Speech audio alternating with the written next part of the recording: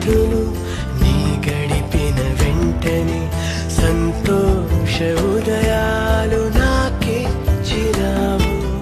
హృదయాశలన్నీ నెరవేర్చినావు.